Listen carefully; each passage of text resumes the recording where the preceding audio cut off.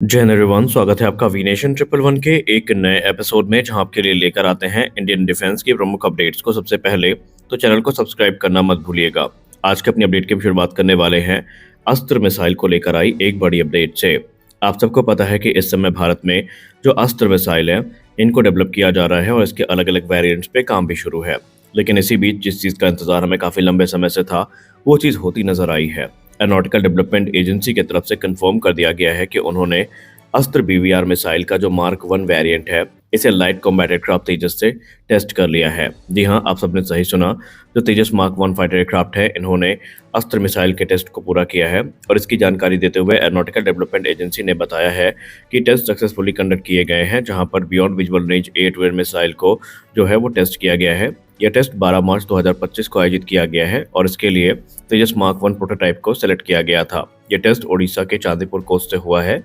Reports की बात माने तो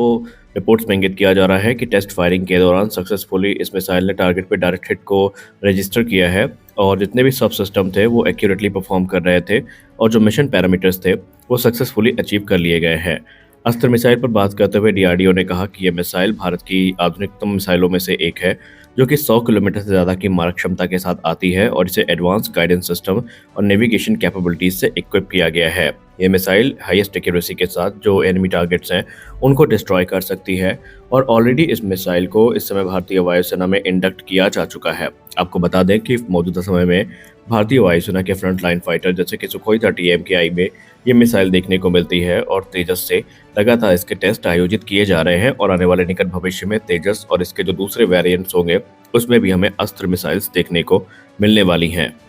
प्रेस रिलीज में इस पूरे टेस्ट में शामिल जो आडा, डीआरडीओ और हिंदुस्तान एरोनॉटिक्स लिमिटेड और इंडियन एयरफोर्स की टीम है, उनका धन्यवाद किया गया है, उनको बधाइयां दी गई हैं। और रक्षा मंत्री राजनाथ सिंह जी ने भी डीआरडीओ, इंडियन एयरफोर्स, आडा, एचएएल को कांग्रेचुलेट किया है। और इसके अलावा उन्होंने ये भी कहा है कि हमें उम्मीद है कि आने वाले भविष्य में भारत कुछ नए आयामों को प्राप्त करेगा, जो कि हमारी सुरक्षा को सुनिश्चित करने में एक महत्वपूर्ण भूमिका निभाएंगे। आपको बताते चलें कि अस्त्र मार्क 1 तो सिर्फ एक शुरुआत है, बल्कि इस सीरीज में हमें 3 मिसाइल्स देखने को मिलने वाली हैं, जो कि चरणबद्ध तरीके से तेजस की कैपेबिलिटीज को काफी बढ़ाएंगी। अस्त्र मार्क 1 की बात करें, जिसका टेस्ट किया गया है, तो इसकी क्लेम्ड रेंज 110 किलोमीटर की है, जो कि एडवांस गाइडेंस सिस्टम और हाईएस्ट एक्यूरेसी के साथ हमें देखने को मिलती है। और इसी के बाद इसका जो सक्सेसर है अस्त्र मार्क 2, ये ऑलरेडी सुखोई 30 MKI से टेस्ट की जा रही है। अस्त्र मार्क 2 को लेकर ये क्लेम किया जाता है कि इसकी रेंज 160 किलोमीटर की है और इसे देसी मीटियोर की संज्ञा भी दी जाती है, क्योंकि इसमें यह माना जाता है कि 80% जो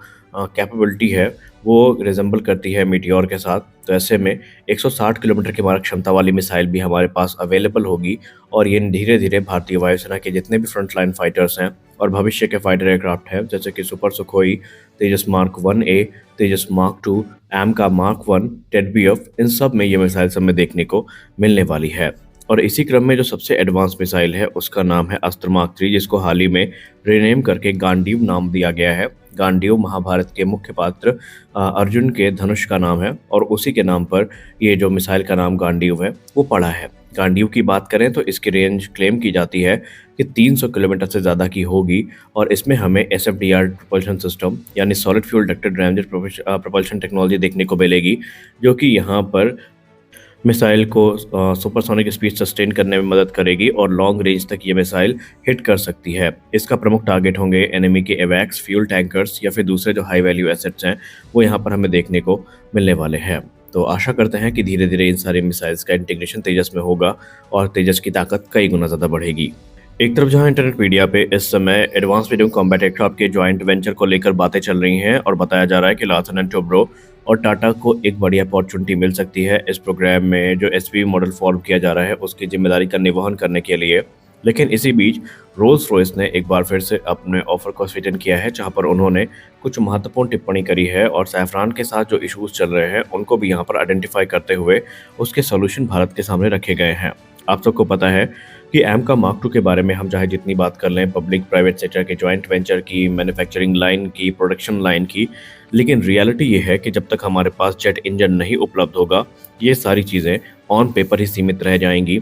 या फिर भारत के पास दूसरा ऑप्शन होगा कि भारत इन्हीं F414 इंजन का इस्तेमाल एम का मार्क 2 में भी करे, जो कि भारत अभी अपने मार्क 1 में करने वाला है। क्योंकि 2035 तक एमका मार्क टू को लेकर क्लेम किया जाता है कि ये बन के तैयार हो जाएंगे। लेकिन आपको बता दें, जब सबसे इंपॉर्टेंट कंपोनेंट यानी इंजन की बात होती है तो उसमें कोई बड़ा डेवलपमेंट हमें फिलहाल देखने को नहीं मिला है। हाँ, रोल्स रॉयस ने भारत को एक बार फिर से कहा है कि रोल्स रॉयस जो इंजन भारत को ऑफर कर रहा है ये कम्प्लीटली नेक्स्ट जनरेशन इंजन होगा, जो कि 5th जनरेशन टेक से इक्विप्ड होगा। उन्होंने ये कहा कि कुछ कंपनियां ऐसी हैं जो आईपीआर देने में आनाकानी करती हैं, लेकिन ये चीज़ भारत को रोल्स रॉयस की तरफ से देखने को नहीं मिलेगी। रोल्स रॉयस ने कहा कि हम भारत को कंप्लीट इंटेलेक्चुअल प्रॉपर्टी राइट्स और 100% ट्रांसफर ऑफ टेक्नोलॉजी देने के लिए तैयार है। भारत पूरी तरीके से स्वतंत्र है, इसमें जिस प्रकार का अपग्रेड करना चाहता है करे, जिसको एक्सपोर्ट करना चाहता है करे, हमें इसकी कोई दिक्कत नहीं है। हाँ, इसके साथ भारत को जो ज़रूरी नॉलेज है हमारी तरफ से वो भी साझा करी जाएगी और हम भारत की जो इकोसिस्टम है उसको पूरी तरीके से सपोर्ट करेंगे,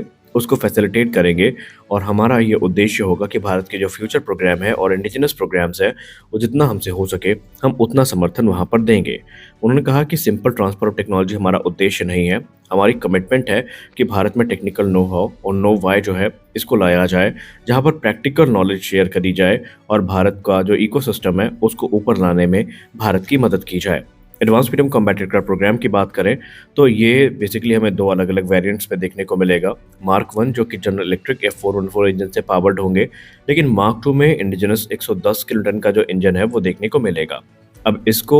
ये माना जा रहा है, ऐसी रिपोर्ट्स के आने के पीछे का मतलब कि इस प्रकार जो कंपटीशन चल रहा है काफ़ी फियर्स है, क्योंकि आपको पता ही है कि हाल ही में ये इंडिकेशन आ चुकी हैं कि अब रशिया को भी निगोशिएशन के लिए इनवाइट किया गया है, जहां पर रशिया अपने प्रोडक्ट 177S को लेकर काफ़ी कॉन्फिडेंट है कि ये एमका के रिक्वायरमेंट को पूरा करने में सक्षम होगा, खासकर जब हम बात कर रहे हैं पावर रिक्वायरमेंट की। क्योंकि अगर हम यहाँ पर देखें तो चाहे जनरल इलेक्ट्रिक का F414 इनहैंस परफॉर्मेंस इंजन हो जो कि 110 से 120 किलोन्यूटन के बीच का थ्रस्ट जनरेट करता है, फिर चाहे सैफरान का प्रपोज्ड इंजन हो जहाँ पर 110 से 120 किलोन्यूटन के इंजन की बात की जा रही है, लेकिन वहाँ पर जो इंटेलेक्चुअल प्रॉपर्टी राइट्स हैं उसको लेकर आनाकानी थोड़ी हुई है और यही वजह है कि अभी तक कोई भी बड़ा डिसीजन इस पर नहीं आया है। फिर चाहे रोल्स रॉयस की बात करें